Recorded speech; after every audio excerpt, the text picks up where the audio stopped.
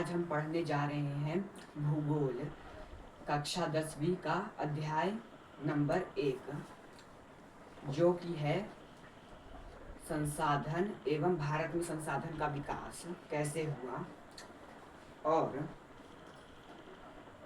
ये जो चैप्टर है बिहार बोर्ड के कक्षा 10वीं का भूगोल के पहले चैप्टर अध्याय 1 है।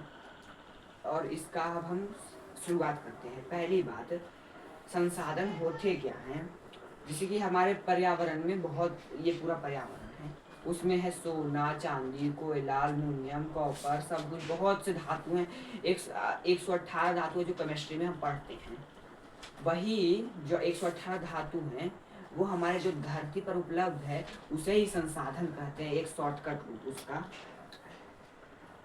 जो प्रत्येक एक और उसका परिभाषा जो हमारी ज़रूरतें पूरा करती है उसे संसाधन कहते हैं। और संसाधन दोबारा उपयुक्त नहीं होता है, वो एक बार ख़त्म हो गया तो उसको बनने में हजारों, 2000, लाखों, करोड़ों वर्ष का समय लगता है। मतलब एक बार वो ख़त्म हो गया तो उसको लगभग दोबारा उत्पत्ति होने में लगभग हजारों, 2000 पीढ़ी लग जाएंगे, तब भी वो नहीं आएगा।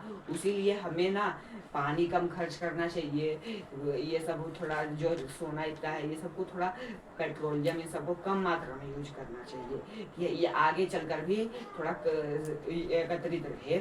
लेकिन धीरे धीरे निकलते रहता है, लेकिन अगर एक बार में ज़्यादा खर्च करेंगे तो ये ख़त्म भी हो सकता है और इसकी दिन प्रतिदिन महंगाई बढ़ते ही जाएगी अगर ख़त्म होने लगा तो। इसलिए हमें इसे कम रूप में उपयोग करना है। लेकिन जैसे कि अब संसाधन है, अब इसको जो वर्गीकरण हुआ है वो दो इसका वर्गीकरण है, एक प्राकृतिक और एक मानव। मतलब जो प्राकृतिक रूप से आती है और मानव रूप से आती है।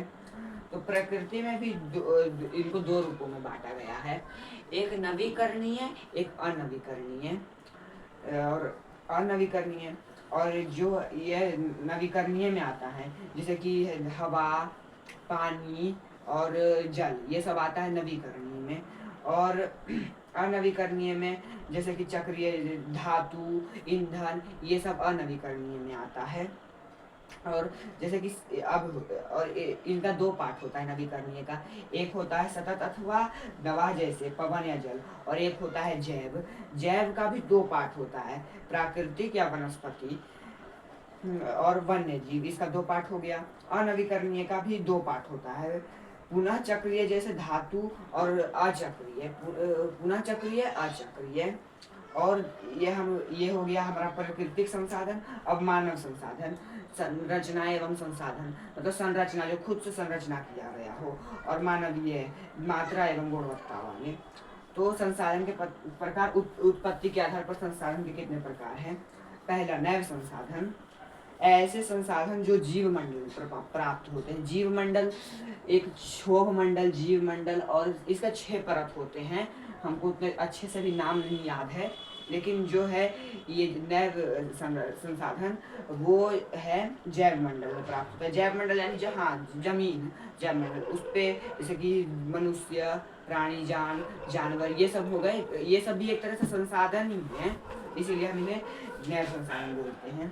अजैव संसाधन, वे सभी संसाधन जो निर्जीव वस्तुओं से बने हैं और अजैव संसाधन कहलाते हैं। निर्जीव वस्तुएं जैसे कि हो गया हमारा कोयला, ये सब तो निर्जीव हैं। कोयला और भी सीमेंट उमेंट, ये सब भी संसाधन है। अब नवीकरणीय संसाधन क्या होता है, अब ये तो पढ़ रहे थे जैव और अजैव। अब नवीकरणीय संसाधन, ऐसे संसाधन जिन्हें भौतिकी या रासायनिक आदि प्रक्रिया द्वारा नवीकृत या पुनः उत्पन्न किया जा सके, उन्हें नवीकरणीय संसाधन कहते हैं। यहाँ तक तो पढ़ाई आज है।